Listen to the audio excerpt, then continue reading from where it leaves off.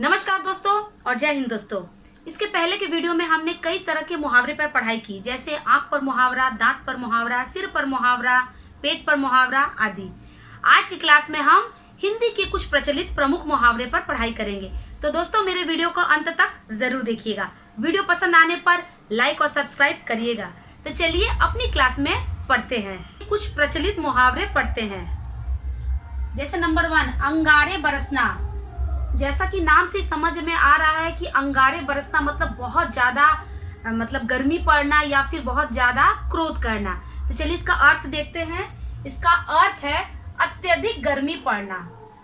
हम कभी बोलते हैं ना कि बहुत ही अंगारे बरस रहे हैं, मतलब बहुत ही गर्मी पड़ रही है। चलिए इसका वाक्य प्रयोग करते हैं। इसका वाक्य प्रयोग होगा, मई और जून महीना की दोपहरी में हमेशा अंगारे बरसते हैं। आपको तो पता ही होगा मई और जून का महीना बहुत गर्मी भरा महीना रहता है या मास रहता है। तो मई और जून महीना की दोपहरी में हमेशा अंगारे बरसते हैं। इसके बाद का जो प्रचलित मुहावरा है वो है अक्ल का अंधा। अक्ल का अंधा, इसका अर्थ होगा मूर्ख। हम लोगों ने कभी भी इस तरह का मुहावरा सुना होगा, आप लोगों ने भी सुना होगा, इसका प्रयोग भी किया होगा कि तुम अक्ल के अंधे हो, मतलब मूर्ख हो। तो अक्ल का अंधा मतलब मूर्ख। इसका वाक्य प्रयोग क्या होगा, रोहन तो अक्ल का अंधा है, उसे कितना ही समझाओ समझता ही नहीं है। रोहन क्या है, अक्ल का अंधा है, उसे कितना भी हम समझाते हैं वह समझता ही नहीं है। वो कैसे समझेगा, वो तो मूर्ख है। अंधे की लाठी, इस तरह का मुहावरा आप लोगों ने बहुत ही सुना होगा। अंधे की लाठी, ये मुहावरा का अर्थ क्या है, इसका अर्थ होगा एकमात्र सहारा। अंधे की लाठी का अर्थ होता है एकमात्र सहारा। जो किसी का एकमात्र सहारा होता है उसे ही हम अंधे की लाठी कहते हैं। इसका वाक्य प्रयोग क्या होगा, श्रवण कुमार अपने माता पिता के अंधे की लाठी थे। श्रवण कुमार क्या थे, पिता भक्त थे और मातृ भक्त थे, और वे अपने माता पिता की एकमात्र अंधे की लाठी थे, मतलब एकमात्र सहारा श्रवण कुमार ही थे। अपनी खिचड़ी अलग पकाना, इस तरह का प्रचलित मुहावरा आप लोगों ने सुना भी होगा और उपयोग में भी किया होगा। तो अपनी खिचड़ी अलग पकाना, इसका अर्थ क्या होगा, सबसे अलग काम करना। हम लोग अपना खिचड़ी अलग कब पकाते हैं, जब हम लोगों को अपना काम अलग करना पड़ता है या अलग करना चाहते हैं हम। तो यही उसका अर्थ है, सबसे अलग काम करना। इसका वाक्य प्रयोग क्या होगा, इसका वाक्य प्रयोग होगा, सुरेश अपनी खिचड़ी अलग पकाता है। सुरेश क्या करता है, अपनी खिचड़ी अलग पकाता है, मतलब सबसे अलग काम करता है। अपना घर समझना, इसका क्या अर्थ होगा, इसका अर्थ होगा संकोच न करना। अपना घर समझना प्रचलित मुहावरा है और इसका अर्थ होगा संकोच न करना। मतलब हम किसी को भी अपना घर समझेंगे तो वहां पर हम किसी भी तरह का संकोच नहीं करेंगे। तो इसका वाक्य प्रयोग क्या होगा, इसका वाक्य प्रयोग होगा, मोहन अपने मित्र के घर को अपना समझता है। मोहन क्या करता है, अपने मित्र के घर को अपना समझता है, इसलिए वह अपनी सारी सब परेशानियां कह देता है। उसके घर जाता है और अपनी सारी परेशानियां को उसको कह देता है, क्योंकि उसका घर को वो अपना घर समझता है।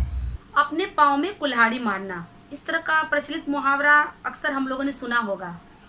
अपने पाँव में कुल्हाड़ी मारना, इसका अर्थ क्या होगा, अपने अहित का काम स्वयं करना, मतलब अपने अहित का काम स्वयं करना, मतलब खुद का नुकसान करना। इसका वाक्य प्रयोग क्या होगा, सीता ने अपने मन की बात राधा से करके अपने पाँव में कुल्हाड़ी मारी। सीता ने क्या की, अपने मन की बात राधा से करके अपने पाँव में कुल्हाड़ी मारी, मतलब अपना मन का कुछ बात जो राधा को बता दी, जिसके कारण उसका अहित हो गया। ईंट से ईंट बजाना, इसका अर्थ क्या होगा, हिंसा का करारा जवाब देना या फिर खुलकर लड़ाई करना। ईंट से ईंट बजाना, इस तरह का प्रचलित मुहावरा हम लोगों ने बहुत सुना होगा और प्रयोग में भी किए होंगे। इसका अर्थ है हिंसा का करारा जवाब देना या खुलकर लड़ाई करना। वाक्य प्रयोग क्या है, तुम मुझको कमजोर मत समझो, समय आने पर मैं ईंट से ईंट बजाने के लिए भी तैयार हूँ। तुम मुझको कमजोर मत समझो, समय आएगा, समय आने पर मैं ईंट से ईंट बजाने के लिए भी हमेशा तैयार हूँ। ईद का चांद होना, इस तरह का प्रचलित मुहावरा हम लोगों ने और आपने हमेशा सुना होगा। इसका अर्थ क्या है, कभी कभी दर्शन देना, क्योंकि ईद का चांद बहुत ही दिनों बाद निकलता है, इसलिए उसे हम कहते हैं ईद का चांद। इसका वाक्य प्रयोग क्या है, रमेश बहुत दिनों बाद अपने मित्र से मिला। इस पर मित्र ने कहा कि तुम तो ईद के चांद हो गए। रमेश क्या किया, बहुत दिनों बाद अपने मित्र से मिला, इस पर मित्र ने उससे कहा कि तुम तो ईद के चांद हो गए हो। अगर अक्सर कभी ऐसा होता है, हम किसी से मिलने जाते हैं और बहुत दिनों बाद जाते हैं तो वो हमसे कहते हैं कि अरे तुम तो ईद के चांद हो गए हो, दर्शन ही नहीं देते हो। ऊँट के मुंह में जीरा, इस तरह का मुहावरा हम लोगों ने सुना है। इसका अर्थ क्या होगा? बहुत कम मात्रा में कोई वस्तु देना। जैसे ऊँट के मुंह में अगर हम जीरा दे देंगे तो उससे उसका कुछ होने वाला नहीं है, इसलिए इस तरह का मुहावरा बनता है कि ऊँट के मुंह में जीरा मतलब बहुत कम मात्रा में कोई वस्तु देना। तो चलिए इसका वाक्य प्रयोग करते हैं। इसका वाक्य प्रयोग क्या है? वह प्रतिदिन 10 रोटियां खाता है, उसे 2 रोटियां देना तो ऊँट के मुंह में जीरा देने के समान है। वह क्या करता है? प्रतिदिन 10 रोटियां खाता है, अगर उसे हम 2 रोटियां देंगे तो ऊँट के मुंह में जीरा के समान होगा। एक आंख से देखना, इसका अर्थ क्या होगा? सबके साथ समानता का व्यवहार करना। एक आंख से देखना, इस तरह का मुहावरा हम लोगों ने काफी सुना होगा। इसका अर्थ होता है सबके साथ समानता का व्यवहार करना। वाक्य प्रयोग क्या करेंगे? इसका वाक्य प्रयोग में हम लोग करेंगे कि भगवान सबको एक आंख से देखते हैं। भगवान क्या करते हैं? सबको एक समान और एक आंख से देखते हैं। या फिर और कह सकते हैं हम लोग, सच्चा शासक वही होता है जो सबको एक आंख से देखता है। सच्चा शासक या राजा वही होता है जो सबको एक समान और एक आंख से देखता है। आज की क्लास में हमने हिंदी के कुछ प्रचलित और प्रमुख मुहावरे पर पढ़ाई की। आप भी इसे घर पर अच्छी तरह से प्रैक्टिस करिएगा। तो मिलते हैं अपने आने वाले नेक्स्ट वीडियो में, तब तक के लिए बाय बाय।